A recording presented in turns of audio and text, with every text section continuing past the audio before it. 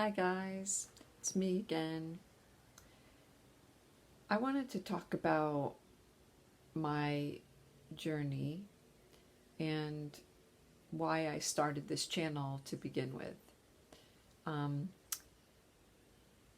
I wanted to share my journey with brain retraining, and which is what I've tried to do. Right from the very beginning, with brain retraining, they tell you that it's not going to be where you heal like this and you just, go up like that, but it's going to be more like dips. You go up and down, you go back a little bit, you go forward, like 3 steps back, 2 steps forward kind of thing. And I've definitely seen that. I want to be really honest and open about this journey and what it's doing for me. When I first started doing this, I really just thought that, it was going to teach me to rewire my brain, wire out the old loops, get some new good ones in there, and have a better life, and be able to eat the foods I want and do the things I want to do, and my health would come back and everything would be great. Which I still believe that that's going to happen. But I didn't realize how hard it was going to be as far as facing me, facing my true self, who I am, how I function, dealing with my coping mechanisms that I've had my whole life since I was a little girl. I didn't realize that it was really going to uproot a lot of pain and trauma. Maybe it doesn't do this for everyone. Maybe it depends on what your past is. Maybe you don't have a lot of childhood issues or things like that. For me, it's different. So it's actually been a lot more of causing me to really take a look at me and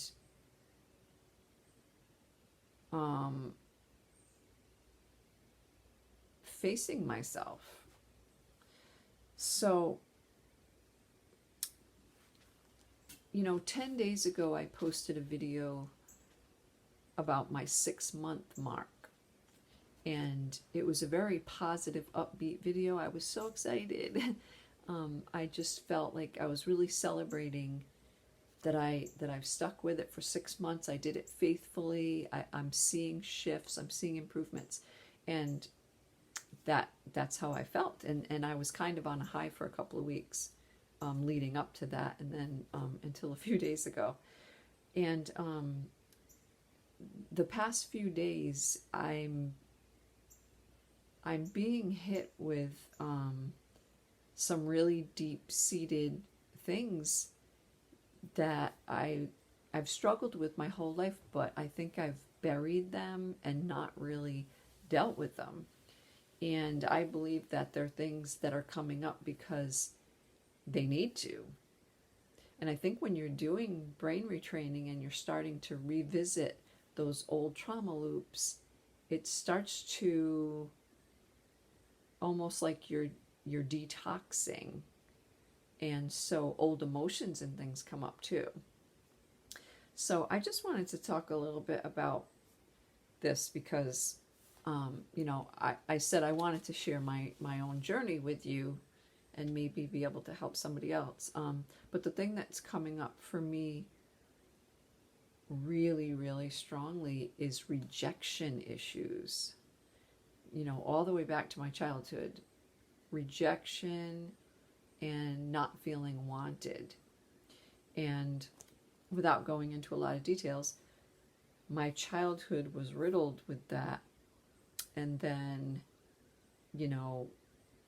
getting older, relationships along the way, friendships, boyfriends, marriage, and even family, and just feeling not wanted and rejected and not sought after in a relationship, like enough to say, hey, let's hang out, I want to spend time with you, whatever. I think I'm so sensitive right now because I'm being triggered that some of it might be imagined and it's my perspective because I'm kind of raw right now. So I'm feeling old wounds. It's not just present things. So I'm trying to be careful about that, not to read too much into things, but I am struggling with it. And I do think that it's a part of doing this program. I think you have to look at old patterns because it's about how our brain functions and how we're stuck in patterns and things. So I think that if you're doing the program, you're probably going to be facing similar things. Might not be rejection, but different issues may start to arise. I think that it's part of discovering who we really are and what kind of coping mechanisms we've used over the years that have kept the actual issues at bay. So for me, like with rejection and not being wanted and, just wanting so desperately to be loved when I was a little girl, I developed coping skills like people pleasing, making everyone happy, ignoring my own feelings, burying my own needs, performance, needing to always be doing something, being productive, and perfectionism. Just always feeling like I had to do everything right, had to be like the perfect little girl, the perfect teenager, the perfect young woman. And I think because I was using those coping skills, I never really allowed myself to feel the pain of the rejection or the pain of not feeling wanted or loved because I was so busy with my coping mechanisms keeping me safe and performing for everyone and trying to be perfect, and that was my obsession, and that was the way I protected myself, I guess, from actually feeling the depth of that pain. So in doing this program, in changing the patterns, the old patterns, I'm learning to live my life not using the coping mechanisms as much. I don't want to, and I want to feel my feelings, but when these really strong ones come up, I actually just want to run from them. They feel awful. Like, I don't want to feel them. I know I need to, but I don't want to feel them. I want to run from them. I want to escape them. I want to make myself feel better. And I want to run away from people who are triggering me. And I'm afraid that my coping mechanisms are going to kick in, only they're going to be that protective, like, get away from people, don't let them near me because they're going to hurt me. And I have to really be careful because I don't want to do that. I want to handle these emotions that are coming up in a healthier way. So I guess I'm sharing this because, I want to be honest about what is coming up for me and what may come up for you. If you're doing brain retraining and learning about all the old patterns, the old wire loops, the old coping skills that you've had, it's going to be rough at times. And if you've got a lot of stuff that's been buried, like for me, because one of my main coping skills was just stuffing my emotions my whole life. And so I probably have a lot in there. But yeah, so if you're a praying person, pray for me, because I am in a tough place right now.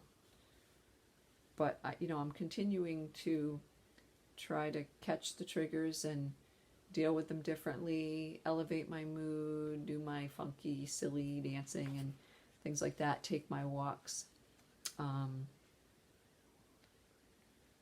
Because I want to get to the other side of this. And I keep remembering the thing that I heard on the DARE app, that everything that I want is on the other side of fear. So I definitely want to overcome the fear, even of my own pain and emotions. Also, I wanted to say this because I thought this was kind of funny.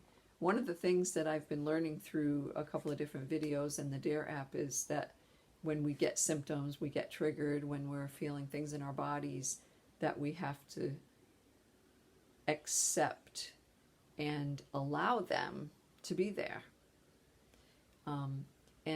But I was watching a video today. It's a man that he actually has created a character, and he's a mess, and he's like really rough, and it's just hilarious. He has a huge beard and all that. I can't remember his name, but he's funny.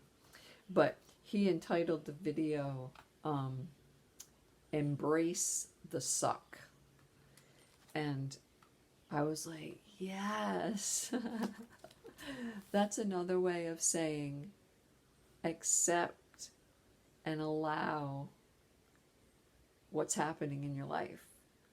Accept and allow what's going on in my body, in my life, in my emotions. But I like the way he says it. It simplifies it, and it's like to the point. Embrace the suck. Because sometimes that's all you can do.